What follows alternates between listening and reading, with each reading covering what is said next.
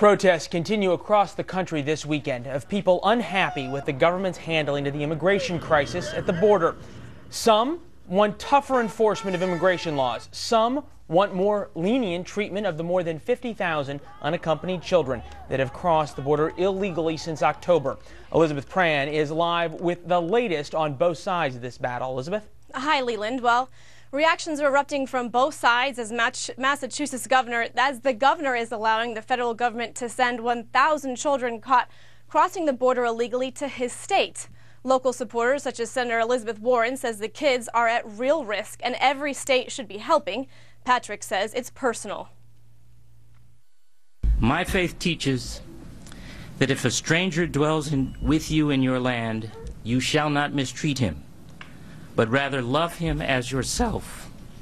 For you were strangers in the land of Egypt. And while the president has not visited the border, he is scheduled to meet with the leaders of Honduras, El Salvador, and Guatemala on Friday. But is that enough to satisfy growing critics? Exemplified by hundreds of protests planned over the weekend. A recent Gallup poll showing Americans' interest in immigration reform has tripled in only a month. In June, 5% of those polled say immigration is one of the nation's top problems. This month, it's 17%. It's now one of the country's top issues, on par with the economy and unemployment. One Texas lawmaker is proposing a bill allowing local communities 90 days to evaluate federal requests to house unaccompanied children.